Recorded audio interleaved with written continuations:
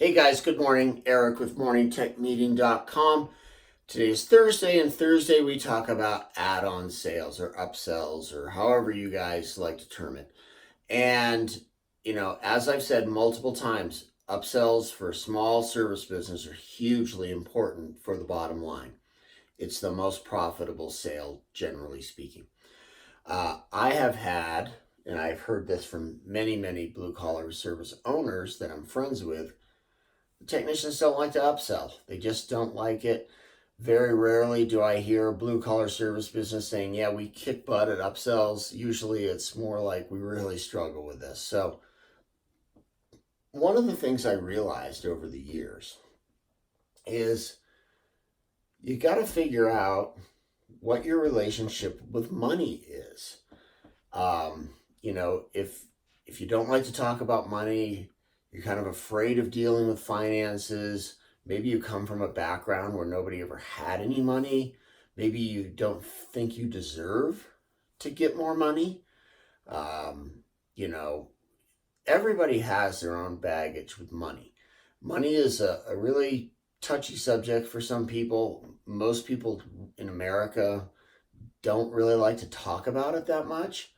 Um, but you got to get your mind right with your money, or else you're probably not going to be good at upselling, is the reality. And let me tell you a story. I had a guy who was an awesome technician. He'd been with me for years, and clients loved him. I mean, he was so helpful. He would go and bring dog biscuits for the dog. If he saw a door hinge was coming loose, he'd go fix it and just let him know. And I mean, he was always doing these little extras that people really appreciated. He did an amazing job. He knew his craft really well. And all of those things equal trust, client trust in him. So, and the reality is, he should have been upselling like crazy, right? And I used to get really frustrated, and I'd keep sweetening the pot and try to do contests with him and everything. And I wouldn't get angry, I'd just get frustrated. I'd be like, man, this guy should be flat out killing it. And he's having weeks where he'd bring in $0 and 0 cents for add-ons. Uh, I certainly wasn't going to get rid of him because he was such a great guy and such a great tech, and he did an amazing job. My clients liked him. I just had to find a way to get him to sell and make some more money. Not only for him, I wanted him to make more money, and obviously the business benefits too, and the client benefits as long as he's being honest and selling them the things they need. So we went to Las Vegas to an industry trade show, and he was walking around getting really into the technical aspect of it and all that. And just in the back of my head, I'm just like, we're away from work. I've got to sit this guy down and just try to figure out why the upsell situation's not going well. So it was kind of later. Most guys had gone to bed and getting ready for the next day. And I called him up. I said, hey, meet me in the lobby. Let's go to the bar. I want to, just talk to you about something. So he came down. And it's very much more casual than a work environment. And we started to talk about money, and I just, I said exactly what I just said in this video, like, hey, dude, I'm frustrated. You should be the greatest upseller in the history of our industry, and yet you're not making any extra money, and it's hurting you, it's hurting me, and I know you have the capacity to do it, so what's up? So, he was more relaxed than he generally was at work. And then he confided in me. He said, look, my relationship with money is bad. And, I couldn't really wrap my head around that originally. I said, well, what do you mean? And he said, well, every time my family would get any money, we'd immediately blow it or lose it or something bad would happen. So in my mind, I didn't want any money because it always led to heartache.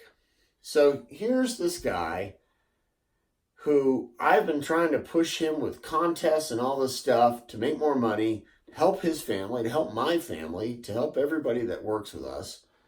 And yet his childhood had such money baggage issues that he was unable to sell because he had a mental block. So we kept talking. And, you know, we started talking about his own self-worth. And, you know, did he think that what we were selling was valuable to the client? And he agreed that it was. You know, and my point was also, you know, you're kind of screwing the customer if you don't offer them things you know they need. You know, at least give them the option. Otherwise, something may go wrong, and we could have helped prevent it, right? Which he agreed with that too.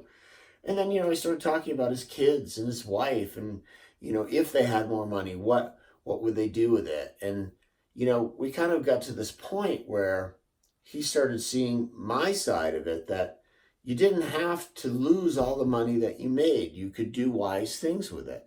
And that I could mentor him and help him. And Larry, my business partner, could mentor him and help him. We even went so far as trading carpet cleaning with a financial planner so that he could get some help. And he and his wife went and got on a program. And guess what? His upsells went through the roof, like we always knew they could. And I mean, he actually became so good at that, he left the field and became an estimator. So he sold all day, every day. That's what he did. You know, it took 2 or 3 years, but it was all because he got real with himself about his relationship with money. So if you guys have issues or baggage surrounding with money, you need to get some help so you can be the best technician that you can be. You know, most guys in the field work really hard. So any extra money they make, they earn. And I'm sure you guys are no different. So get your mind right when it comes to money. It will help you not only in your personal life, but it'll help you at work with upsells. You guys have a great day. I'll talk to you tomorrow. Eric with morningtechmedia.com. Thanks a lot.